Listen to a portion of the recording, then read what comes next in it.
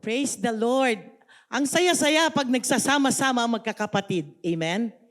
Kasi parang after a week, after 6 days, nagsasama-sama tayo tuwing linggo upang magpalakasan. Di ba? Para magpalakasan. I hope na iintindihan ng iba nating kapatid dito.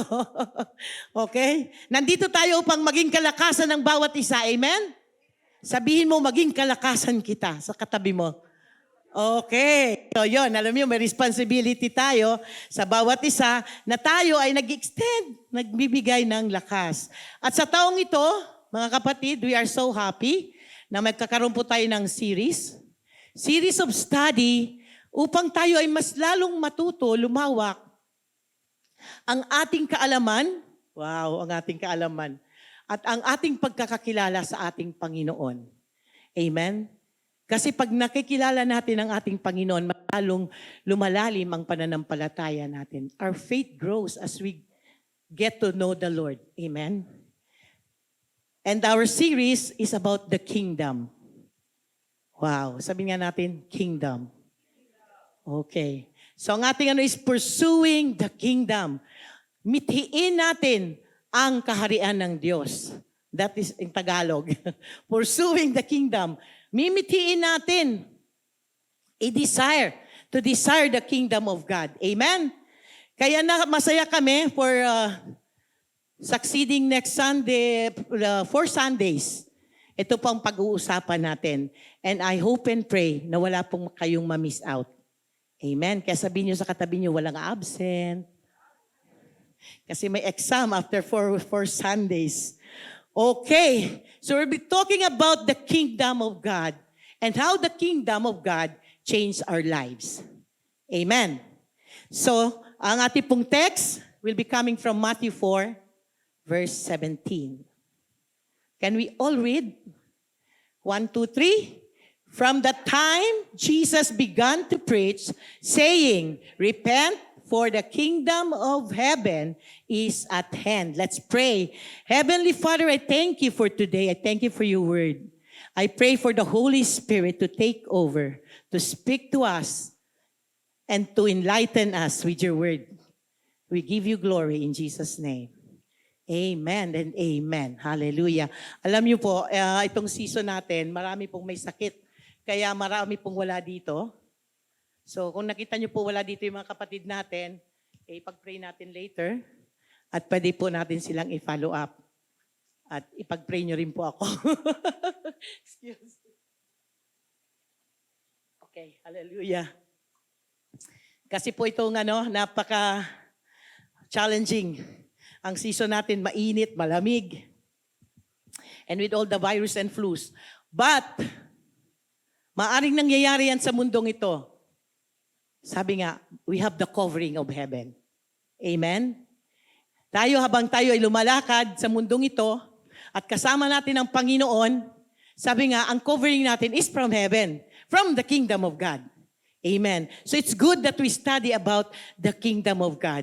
Ang sabi ng Panginoon, ang unang-unang ipinahayag niya, when He started to preach, sabi niya, "Repent, for the kingdom of heaven is at hand." Sa Tagalog, magsisi kayo at ang kaharian ng Diyos ay nandito na. Ang unang-unang mensaheng ibinigay ng Panginoon sa tao. Ibig sabihin ito yung need Jesus knows what we need. Amen? So sabi nga, what is the kingdom that Jesus preaches? Ano ba itong kingdom na to? What is a kingdom? Ang kingdom is kaharian sa Tagalog. It's a realm kung saan isa lang ang namumuno, isa lang ang may kapangyarihan. Hindi siya katulad ng democracy, maraming boses, di ba? Pwede kang mag-suggest, pwede kang bago maging loyan. Dito hindi. Ang sabi nga nung kasabihan, ang utos ng hari ay hindi nababali. Okay, so ibig sabihin, pag ang hari ang namumuno dyan sa isang lugar, o isang dominion, isang domain, o isang realm, we call that kingdom. Amen. So, pero dito may sinasabi ang Panginoong Yesus sabi, the kingdom of heaven is at hand. Ang kaharian ng Diyos. Pero yung kaharian ng langit, pag inano mo sa Tagalog. Pero ang ibig sabihin po niya ay kaharian ng Diyos. At ano ba ito ang ibig sabihin nito? Ang kaharian po ng Diyos is the rule and reign of God. Kung saan in Greek word, ang tawag dito is Basileia. Basileia. Where one rules and reign. So ito po ang sinasabi ng Panginoon dito, the rule of God. At ang kingdom of God is different from the kingdom that we have here sa mundong ito. Kasi may mga kingdom din dito, di ba? Sa England may kingdom. Kasi where royalty reigns, that's a kingdom. Pero anong kaibahan ng kingdom ng Panginoon sa kanila? The kingdom of God, hindi siya limited of place. Kung itong mga to, like ang London, may mga queen, di ba? Limited lang sila hanggang London lang ang kingship and authority nila.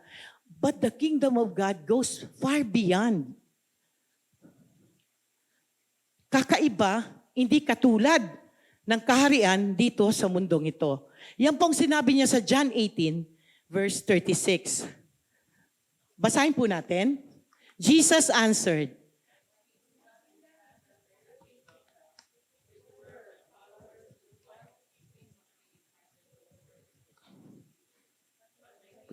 is not of this world. Sabi ng Panginoon, my kingdom is not an earthly kingdom. If it were, my followers would fight to keep me from being handed over to the Jewish leaders. Hindi. Taga rito ang aking kaharian, hindi kapareho. Hindi makamundo, hindi makatao ang aking kaharian. Because the kingdom of God na sinasabi ng Panginoon dito is a spiritual kingdom.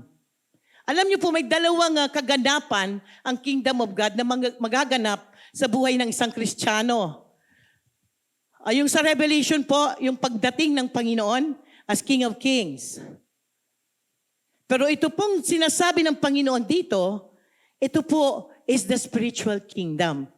Ito yung unang-unang pagbaba ng kaharian ng Diyos sa tao. Okay? Sabi, my kingdom is not a place. Hindi siya lugar. Kasi minsan, di ba, ano ba yung pag sinabi mong kingdom, ang naiisip natin, parang area lang, di ba? Kung nanonood kayo ng mga Disney, sino mahilig dito sa Disney? Yan, may mga kingdom doon. Parang ito lang yung area. Iba yung kingdom na area nito, iba yung kingdom. But the kingdom of God is far beyond that kingdom. Bakit? Because the kingdom of God is where Jesus rule and reign. This is the spiritual kingdom. Ibig sabihin, ito yung kaharian ng Diyos kung nasaan siya at tinanggap mo siya, siya na yan, ikaw ay kaharian niya. Amen? Sabi niya, you are part of the kingdom. Amen. If you have Jesus in your life. Because Jesus is the King. When you receive the King, you have the kingdom. Amen? Hallelujah.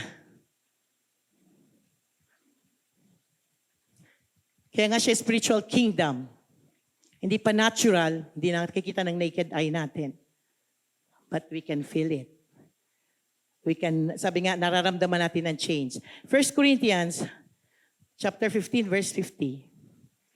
Sabi ng Panginoon dito, I declare to you, brothers and sisters, that flesh and blood cannot inherit the kingdom of God, nor does the perishable inherit the imperishable. Ibig sabihin, the kingdom of God that is speaking here is the spiritual kingdom, hindi natural kingdom. Kaya kung hindi ka pwedeng makaging bahagi ng kaharian na ito sa pamamagitan lang ng mabuti mong gawa, sa pamamagitan lang ng sarili mong gawa, it's far beyond, mga kapatid. Sabi, you cannot inherit with flesh and blood. Amen? Ang ibig sabihin ng Panginoon, kung nasa ng Panginoong Jesus, yun ang kingdom niya. Hindi dahil sa may ginawa ka, dahil naging mabuti ka. Kasi minsan mayroon po tayong kasabihan na, pag mabuti ako, papasok ako sa langit. Di ba? Kailangan, hindi ako nagsasalita ng masama para papasok ako sa langit. Yung ganong klaseng itinuro sa atin. Mga kapatid, yan ang binabago ng Diyos sa atin. Sapagkat ang kaharian ng Diyos ay hindi natin makakamtan sa mabuting gawa natin o sa hard work natin as human. Kasi sa kingdom of God, sabi nga, ay dala-dala ng Panginoong Yesus. At kung wala ang Panginoon sa buhay natin, kahit napakabuti mo dito sa mundong ito, at wala kang koneksyon sa Diyos, I'm sorry, brothers and sisters and friends, wala pa po sa iyo ang kaharian ng Diyos. So that's the truth na gusto ng Panginoon ipahagi sa atin. Hallelujah. Sabi nga, hindi ang kaharian ng Diyos, hindi lang yung future na sa pagdating ng panahon, parang kanta yun ni Aiza, pagdating ng panahon, di ba, makakapunta akong langit. Hindi po. Ngayon, now, today, this very moment, you can have the kingdom of God. Kasi yung kingdom na sinasabi ng Lord, we can have it now. It's the spiritual kingdom of God. Luke 17, verse 20, sabi dito, now when he was asked by the Pharisees when the kingdom of God would come, he answered them and said, the kingdom of God does not come with observation, nor will they say, see here, or see there, for indeed, the kingdom of God is within you. So ang kaharian ng Diyos, sabi ng Panginoon, wala yan kung saan-saan, kundi nasa sa inyo yan. Within you. Bakit nasa sa inyo? If you have Jesus in your heart, the kingdom is within you. Hallelujah. Kaya nga yung prayer, di ba? May prayer dito na tinuro sa atin. Sa Matthew 6, verse 10. Ang sabi dito, your kingdom come, your will be done on earth as it is in heaven. Your kingdom come, your will be done will be done on earth as it is in heaven. Kung ano ang nasa kaharian mo, Panginoon, ay maganap nawa dito sa lupa. Ano ba yung nasa kingdom ng Lord? In the kingdom of God, there is love. There's forgiveness. There's healing. There's restoration. There's joy. Kaya yung prayer, kung ano ang meron sa langit, maganap nawa dito sa lupa. Do you want that? Amen. Healing, forgiveness, restoration. Alam niyo po ba yun? We draw out yung ganyang klaseng pangyayari sa buhay natin. Because as flesh, we cannot do that. As human, ang tao, by nature, they don't want to forgive. Di ba? Pag sinaktan mo yan, ayaw ka niyan. Saktan ka din niya. Iyon ang reaction eh. Pero itong panalangin na ito, napakaganda eh. Your kingdom come, your will be done. Ibig sabihin, Lord, ang kaharian mo, ang kalooban mo, ang maganap dito sa lupa. Ano yung kalooban ng Ama? What is the will of God? That you may be healed. The will of God that you may be restored. The will of God that you will be whole. Di ba? Ano pang will ng Panginoon? That we should love one another. Amen. Tignan mo yung katabi mo. Love mo ba yan? Baka naman. Baka di nyo yan love, ha? So, sabi, that's a prayer na tinuro sa atin ng Panginoon. Sabi, we can desire for the kingdom of God in our lives, where God rule and reign. Kasi pag ang Panginoon nasa iyo, kahit yung hindi ka ibig-ibig, naiibig mo, di ba? You can love even the unlovable because of God's presence in your life. You can forgive even though it hurts. Sabi nga, yun daw ang love eh. Love is a commitment even though it hurts. Kasi when you love, wala kang magagawa but to forgive. Wala kang magagawa but to accept. And that is, sabi nga, what you can see in the kingdom of God. Kaya yung prayer, your kingdom come, Lord, and your will be done. Here on earth. Hallelujah. Amen? Bakit parang ang tahimik? Huwag kayong mag-alala, mga kapatid. As we progress, hallelujah, makikita po natin kung ano ang tinatakbo ng ating mensahe. Okay? Sabi nga, we can desire to experience the kingdom of God in our lives, where God rule and reigns. His will and purpose are revealed and manifest. Kailangan nyo i-desire yun eh. Pwede nyo i-desire yun. At ibibigay yun ng Panginoon sa inyo. So why is it important to understand the kingdom of God? Bakit napakalaga? Because the kingdom of God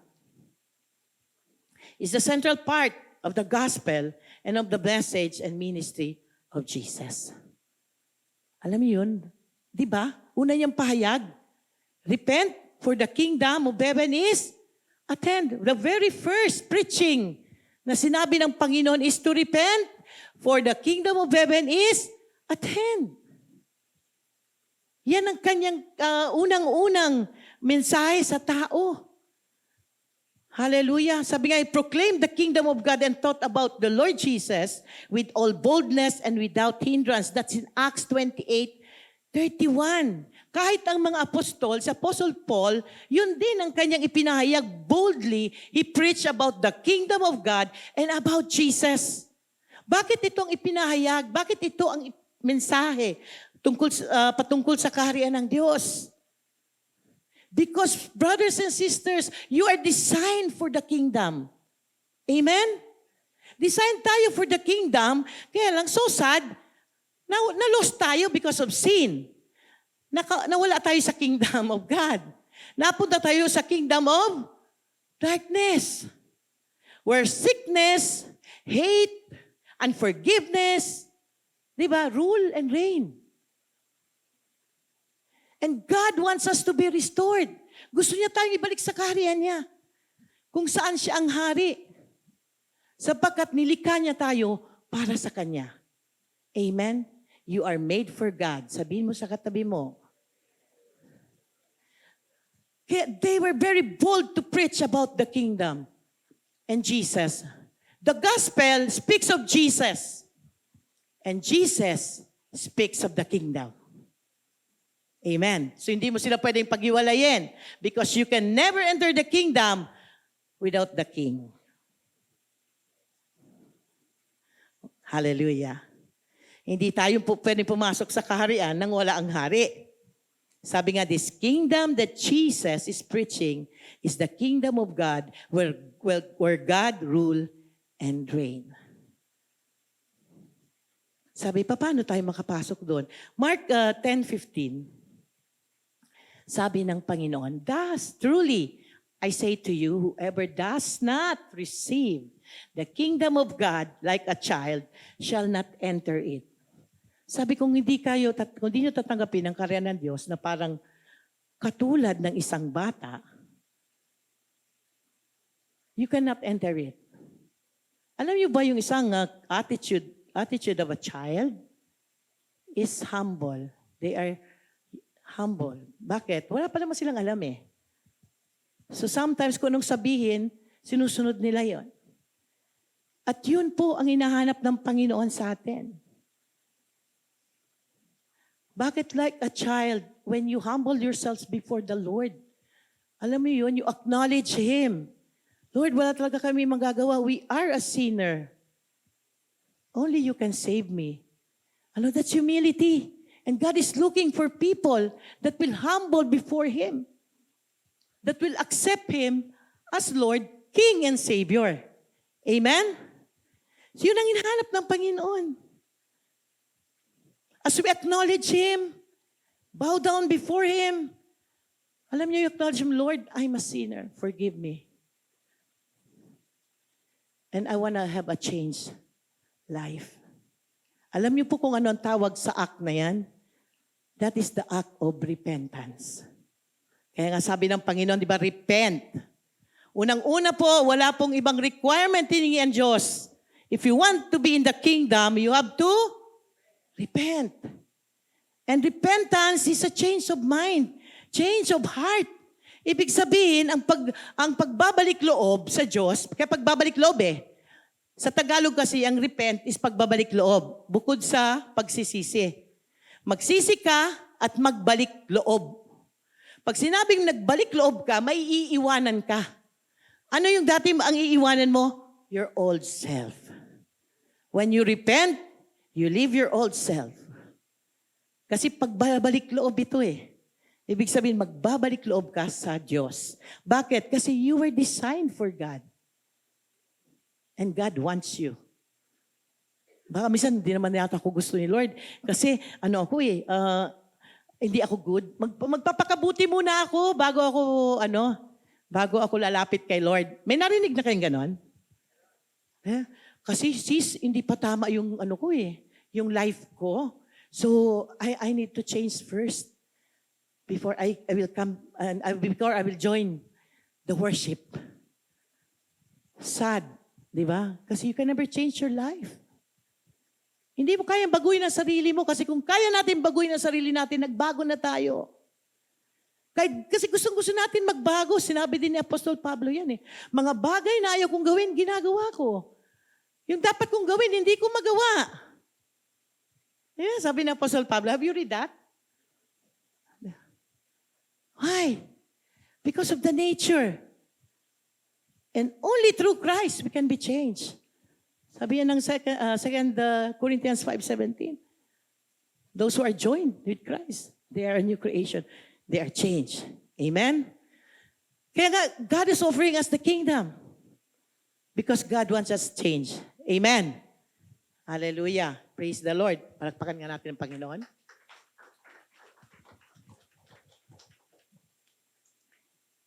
Repentance is a change of mind. Hindi po ito basta na nagsisi ka lang ng kasalanan mo. Sorry, Lord. Nakapag-repent ka na. Humingi ka lang noon ng tawad. Ang repentance po ay may kasamang gawa. May kalakip itong gawa na kung saan nakikita na talagang tumalikod ka sa dati mong kasalanan at nagbalik loob ka sa Diyos. Yun po ang hinahanap ng Panginoon sa atin. Ang galing nga ni Lord Kasi parang He already made a way for us. Di ba siya na yung namatay sa krus? Kasi kung tutusin mo, dapat tayo yung ipinako sa krus. Amen? Pero hindi Si Jesus ang ipinako sa krus para sa atin. And when we repent of our sin, when we come before the Lord, dun po, nagkakaroon ng rebirth tayo. Dun po tayo nabuborn sa kingdom. Amen? And you become, sabi nga, a citizen of the kingdom. Amen? Hallelujah. So tignan nyo nga ang katabi nyo. Tanungin nyo siya, nasa kingdom na ba kayo?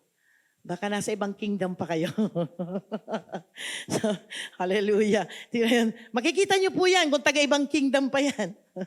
Because this is the act of, sabi nga, the act of repentance is an act of turning back doon sa dati mong pagkatao and walking towards God. Alam mo, you acknowledge, Lord, talagang hindi ako naging mabuti. Even the way I think, I speak, mali talaga. And I want to repent of that. Gusto ko na po talagang magbago, Panginoon.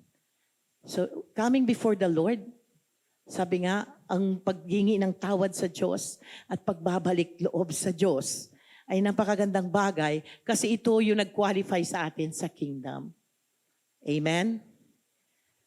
Hallelujah. You recognize. So, nare-recognize nyo ba? Baka hanggang ngayon hindi nyo nare-recognize what is right and wrong. You recognize what is right and wrong and you do the right things regardless. Kahit pa anong mangyari. Amen? And being a resident of the kingdom, di ba, pag residente ka ng kaharian, ng isang country, dito sa Pilipinas kasi iba yung kultura din natin. Filipinos love, di ba? Only in the Philippines.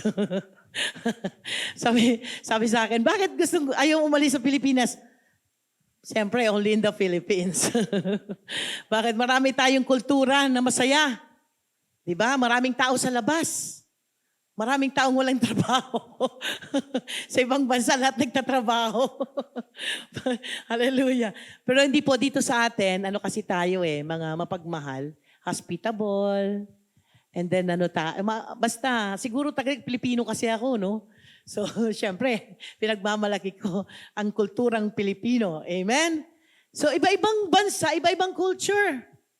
Ngayon, kung magmamigrate ka, like sa Canada, pag nag-migrate ka, di ba? Pag nagpunta ka doon, hindi ka naman kagad citizen doon.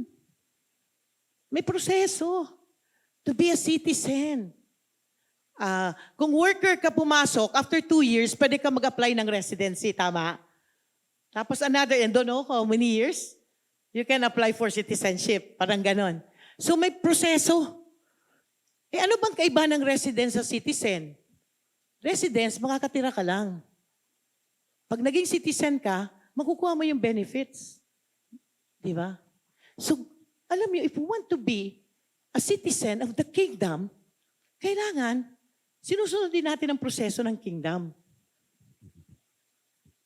Di ba? Sabi, the kingdom is where Jesus rule and reign. So where Jesus rule and reign, dapat si Jesus ang nasusunod. Hindi tayo. Amen. Kaya dito, sinabi ni Apostol Pablo sa 1 Corinthians 11:1, follow my example as I follow the example of Christ. Si Jesus Christ ang sinusundan ni Apostol Pablo, kaya safe tayong sumunod sa Kanya. Amen? Sabi, bakit? Ang galing, sabi ni Apostol Pablo, follow my example. Sumunod kayo sa akin as I follow Christ. Tayo kaya, sino pina-follow natin? So we cannot, sabi nga, be in the kingdom nang hindi natin nasusunod kung ano ang nasa kingdom, the kingdom life. We call it the kingdom life. Kasi, di ba, out of the kingdom of darkness, when you receive Jesus in your life, you are being transferred to the kingdom of light. So dito sa darkness, ano ba yung use tayo? Nahubog tayo dito sa mundo Anong hinubog sa atin ng kaaway dito? Okay lang magsinungaling? Basta hindi ka mahuli? Tama ba, Okay lang mandaya? Basta hindi halata? Tama ba? Ito ang ng mundo So bakit? Okay lang yan mag-asawa ng kahit sino-sino. Alam niyo, marami pong itinuro ang mundo na taliwas sa itinuro ng Diyos. Taliwas sa kagustuhan ng Diyos sa atin. Yun ang nagdulot, that's the reason why. Sabi nga, we are suffering. The reason why we are all sick. Bakit tayo lahat nagdurusa, napapahirapan because of that sin? Hindi ka naman aware. Kasi yun ang turo di ba? That's the life in the world. Amen. Ano ba yun? Teka muna. Weekends. Ano muna tayo? Party. Kinabukasan, Lord, ang sakit ng ulo ko, di mo na ako mag-church. Party. Mali yung priority. Okay? So you miss the blessing of the Lord. Nasa church nga, tulog naman. Okay? So si Paul was totally changed. Sabi nga siya yung killer ito ng Christian Nung na-encounter niya si Jesus Christ, he was changed. When he recognized the kingship of Jesus Christ, he was changed. At nung binago siya, from Silas to Paul, nakita niyo kung paano niya ipinaglaban ang Kristyanismo. Di ba? Ano siya dati? Mamamatay Kristiyano siya Hindi basta mamamatay tao Mamamatay Kristiyano. Galit na galit siya sa Kristiyano. At yun ang kanyang goal. To persecute Christians. Pero paano siya nabago? Nabago siya nung nakilala niya ang Panginoong Yesus. Nagkaroon ng pagbabago sa buhay niya. Amen. Alam niyo ba, yan ang nangyayari. The moment you encounter the King of Kings. Ngayon, kung di mo pa na-encounter ang Panginoon, sabihin mo, parang hindi pa ako nagbabago, Pastor. Huwag ka mag-alala, kapatid. Sabi nga, ang Diyos hindi naman lumalayo sa atin. Nandito lang siya. At hinihintay ka niya. He was changed completely. And to live in the kingdom, sabi nga, we have to live under the rule and reign of God. Kasi yung rule and reign of God is different from the world. Katulad po ng sinabi ko sa inyo, kakaiba siya. Kailangan natin mabago lahat. Yung mga nakasanayan nyo, ano ba nakasanayan nyo? Matulog ng 12 p.m. o 7 p.m.? Minsan ang hirap, ano? Kasi may apo po ako. Pumapasok siya sa school as early as 6 a.m. Oh my gosh. And grade 3 lang po siya. And right now, ako yung nag-look over him. Nararamdaman ko yung hirap. Kasi kailangan gumising ka ng 4 a.m. to prepare para lang makapasok siya ng before 6. Hindi ako used ng ganun. Nang ganung kaaga, alas 4 nagluluto. Okay, 4 o'clock pwedeng makita mo ako, nagde-devotion ako. Pero yung magluluto ako sa kusina, parang ang hirap, Lord. Kailangan ko gumising ng 3 o'clock para sa devotion ko bago ako mag 4 o'clock na pagluluto. So, grabe yung adjustment. Sabi ko, wow, ang hirap pala. Yung kinasanayan natin, minsan ang hirap niyan i-break. At yun ang binabago ng Lord. Kasi sanay tayo sa buhay ng kadiliman. Yun na nga, sabi ko, kung pagsisinungaling is just normal. Huwag ka lang magpahuli. Mandaya ka, basta hindi ka halata. Diba? Pero sa atin, no. You need to be honest. You need to be truthful. Iyan ang buhay sa kingdom. And dapat ganun ang pamumuhay natin kung nakasakarian tayo ng Diyos. If you are in the kingdom of God, you need to have a change of life. Amen? Alam kong mahirap to change. Sabi nga, it will take a decision for you. Kaya nga yung repentance is a decision Commitment yun. Bakit? Pag nag-repent ka, ibig mo sabihin, Lord, ayaw ko na yan, di ko na yan babalikan. Lumayo ka na sa mga bagay that will lead you to that sin. Hindi yung akala mo, napakalakas mo na, nakalaya ka na sa sin na yan, ay hindi, malakas na ako, Lord. Kaya ko na ulit bumalik dito sa mga friends ko. Iwiwin ko sila kay Christ. Sabi ng Biblia, lumayo ka sa mga ganon, sa temptation. Okay? Amen? Sabihin mo sa tabi mo, layo sa temptation. Layo-layo sa temptation. Because sabi nga, in the kingdom, iba yung buhay na makikita sa'yo. What should our life look like in the kingdom? Ano nga ba? Nasa kingdom ka na. Tingnan nyo nga yung katabi nyo. Paano ba yung life niya? Di ba? It's an opposite, sabi ko nga kanina. Kaiba talaga ito kaysa sa mundo. So kung minsan, sabihin na, Lord, parang ang ano naman ng ano mo, na requirements mo. Napakahirap naman. Be holy, for I am holy. Sabi ng Lord And that's the life that we should be in the kingdom. Di ba? Kailangan natin ipamuhay kung ano yung dapat na buhay na nakikita ng isang taong may Diyos. Binago. Napatawad, binago, at ngayon ay isa ng, ano ba ang citizen sa Tagalog? Mamamayan ng kaharian ng Diyos. Hindi na tayo namumuhay kung saan sa dati nating pamumuhay. Kasi yun na nga, yung culture natin na kinasanayan, huwag natin dalhin yan sa kingdom. Amen? It's different. Sabi nga, in the kingdom, we have the culture of God. The spiritual laws. Itong spiritual laws po, it governs our relationship with God. Iba na. Iba ng pamumuno, iba ng pamamaraan. Under na tayo sa rulership of God. And the rulership of God, sabi nga, it's a rulership of righteousness, of justice, of holiness. Amen?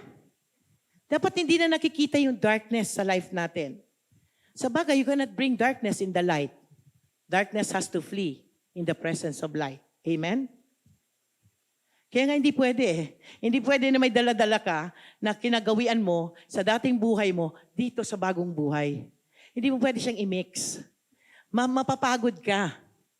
Actually, wala naman ibang mapapagod dito, ikaw din eh. Kasi di ba, from Monday to Friday, iba yung buhay mo, Saturday and Sunday na kay Lord ka. Mahirap yun. Nakakapagod yun, mga kapatid. Kailangan tayo, kung tayo ay nasa kaharian ng Diyos, sabi nga, we should be governed by God, by the rule and reign of Jesus. Amen?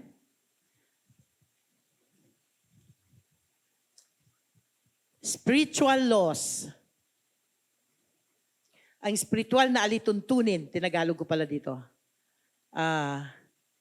Spiritual na alituntunin governs your relationship with God. In the kingdom, you need to live right. Sa kaharian ng Diyos, kailangan mong magkaroon ng pagbabago sa buhay. Amen? Bakit kailangan mabago ang buhay mo? Dahil nagbago ang hari mo. Sino na ang hari mo ngayon? Ang Panginoong Jesus. At ang pagbabagong ito dapat nakikita sa atin. Napapamuhay natin. Kaya sa Matthew 6:33, ang ganda ng encouragement ni Lord sa atin. Sabi niya dito, but seek first His kingdom and His righteousness, and all these things will be given to you as well. Alam niyo yung all these things? Lahat eh. Hindi some. Pero ano dapat sabi niya? Ito munang unahin niyo. Hanapin niyo ang kaharian. Ang kaharian ng Diyos at ang katwiran niya. Hindi pwedeng kaharian lang, mga kapatid. Kailangan kasama ang katwiran ng Diyos. Because you cannot live in the kingdom without the righteousness of God. You need to be right to be in the kingdom. At sabi ng Panginoon, kung ikaw ay hinahanap po ang kaharian ng Diyos at ang katwiran niya, namumuhay ka ng matuwid, lahat ng bagay ay idadagdag sa iyo. Wala na ka ng ibang hahanapin, ano? Ang pinaano lang talaga ng Lord, pag sumikapan nyo, sabi sa Tagalog, matagpuan ang kaharian ng Diyos at ang kanyang katwiran. At ang lahat ng bagay na ito ay idadagdag sa inyo. Pag sumikapan, sabihin, seek. Hindi lang ba sa seek eh, kundi with effort. Pag sumikapan nyo, hanapin. Paano tayo nagsisikap? Hanapin ang kaharian ng Diyos. Alam niyo, where do you find the Lord? Minsan kasi, di ba? Paano nga ba, Lord? Yung apo ko rin itong kasama ko, sabi niya sa akin, Mama Gina, I have a question. Kasi Inglesero to, pero wala naman English sa bahay. Sabi ko, okay, what's that? Sabi niya, no? How does Jesus look? Kasi He created us. Tama, diba? 8 years old po ito na nagtatanong. Sabi ko, you are created in His image. You mean to say when I look at the mirror, I saw Jesus? It should be when you have Jesus in your heart. Alam niyo, being in the kingdom, it reflects Jesus. Diba? Dapat nakikita ang Panginoon sa buhay natin. Kaya sabi niya, seek first His kingdom. Hanapin mo ang kaharian ko at ang katwiran ko. Ano ibig sabihin katwiran? Live a life, ang life nyo should be living rightfully. Righteousness. May katwiran ang pamumuhay natin. Hindi na katulad ng dati. Kung ano tayo dati, dapat hindi na yun ngayon. Nagkakaroon na ng pagbabago sa ating buhay. At ang ganda ng pangako ng Diyos, and all these things will be given to you as well. Ano ba itong all these things? Lahat ng pangangailangan mo.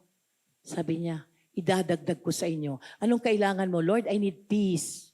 Lord, I need healing. Lord, I need restoration. Alam niyo, minsan yung pera, hindi yan masyado eh. Minsan ang kailangan natin is wholeness. Mabuo ako muli, Panginoon. I need to be whole, Lord, because I'm so broken. Di ba? Ano pang kailangan mo? Everything. Sabi nga, all these things will be given to you as well. When you seek the kingdom, you find the kingdom, and you live righteously, everything will be given to you as well. Hallelujah. Amen? Kaya kailangan natin talagang i-pursue o hanapin, mitihin ang kaharian ng Diyos. Sapagkat dito lang natin matatagpuan ang lahat ng pangangailangan natin. Kung saan tayo naghahanap, no? Naalala ko yung isang kakilala ko, nag-a-apply siya kung saan-saan. Naghahanap siya, bakit? Green pasture. Sabi, apply siya kung saan-saan bansa. Sabi ko, okay, alam mo, mayroon kang nami-miss out. Ano? You pray first. Allow God to lead you. Bakit? Kasi ang green pasture is Jesus. Diba? He's the good shepherd. So where He leads you, that's the green pasture. Amen? Kaya, alam mo, sabi nga, pursue. Pag sumikapan natin, hanapin ang kaharian ng Diyos. Kasi pag natagpuan natin ito, at nakapamuhay tayo ng ayon sa kaharian ng Diyos, lahat ay idadagdag ng Panginoon sa atin. Amen? So Jesus is leading you in the way you think, live, speak, love, serve, and influence others. Ibig sabihin ng Panginoon ang nangunguna sa atin. Siya yung tinitignan natin. We don't love others with our own effort. We love them dahil ang Panginoon kasama natin. You can only love people. Sa bagay, you can only love people talaga, most especially the unlovable, if you have the presence of God in your life. Amen? Sabi nga, kahit maliit, malaking bagay, ang hihingiin mo, ibibigay ng Panginoon sa iyo. We are called to be followers of Christ. Amen. Sabi nga, we are not Christians by name. Kaya nga, Christian, di ba? Christ. Bakit daw Chan? Yung Christ na may Chan? Christian. Small. You follow Christ. You're Christian. Amen? Hindi kasi Michael Christian. Okay? We are all Christians because of Christ. We are follower of Christ. Di ba nakita ko yung follower ni parang wala na itong dalawang ito sa showbiz, yung Katniel ba yun? Di ba sila? Di ba sila yung fan club nila? Anong pangalan nila? Katniel. Kasi yun yung pinusundan nila. Tayo, we follow Christ, so we are called Christians. Amen? Kasi mamaya, bakit Christian ang tawag sa'yo? Because I follow Jesus. Sabi nga, we follow Him as our Lord, as our King. Amen? We cannot follow God's ways if we are also following another way. We cannot think, talk, behave like God if we do what the world does. Totoo po ito. Hindi tayo pwedeng magpeke kunwaring Kristiyano because we are being tested. Alam niyo sabi ni James, bakit may mga pagsubok na dumadating sa'yo? Diba? Trouble pala. Many troubles, consider pure joy if you face iba't ibang pagsubok. Bakit? It's a test. Kaya hindi ka pwedeng magpeke na sabihin mo, Kristiyano ako. Because once you're tested, lalabas po yun. Kung anong klaseng Kristiyano tayo sa harapan ng Diyos. And the kingdom of God is a rule and reign of God where Jesus is Lord and King. At kung ang Diyos ang hari natin, dapat siya yung sinusunod natin. Kung anong kagustuhan niya sa iyo at sa akin. Kasi minsan napakahirap sundan ng Panginoon pag inisip mo, sarili mo lang. Di ba? Lord, ang hirap talaga. Layo-layo naman ng Quezon City sa Alabang. Taga-Alabang po kasi ako. Pero glory to God. Kasi wala namang malayo sa Panginoon. Amen? Kasi pag sinundan mo siya, sabi nga, where God leads you, that's where the blessing is. So as you follow Christ, maaaring may mga pagsubok, maaaring may mga struggles, but I tell you, 100% mga kapatid, the Lord will not leave you nor abandon you. He will be there for you. And in the kingdom, as we pursue the kingdom, as we pursue God and His righteousness, sabi nga, let's have this heart. Lord, I want to be changed. I want to live in this kingdom righteously. Kasi sabi niya, kingdom and righteousness Kaharian niya at katwiran niya. And everything will be added to you. Isipin mo ngayon, ano ba yung kulang sa akin? Ano pa ba ang kailangan ko? Kasi pag alam mo kung anong kailangan mo, then you can ask the Lord. Minsan lang kasi hindi mo rin alam kung anong kailangan mo, no? Ang nararamdaman mo lang. Pero hindi mo talaga alam. So, kailangan, ano ba Lord ang need ko? Saan ba ako nagkulang, Panginoon? Because right now, ang ating inaaral is about you, Lord God. About the kingdom. About your rulership in my life. About a life that is changed. Isang buhay na binago mo. Kasi wala po talaga magbabago sa atin, iba kundi ang Panginoong Yesus. Siya lang po talaga ang pwedeng magbago ng pagkatao natin. But we have to desire. Hindi pwedeng iasa mo sa Diyos ang pagbabago mo. Parang Lord, bahala ka na. Bukas, Lord, may gagawin ako na ganito, bahala ka na. Alam mong mali yung gagawin mo. Di ba? Tapos sabihin mo, bahala na si Lord. No.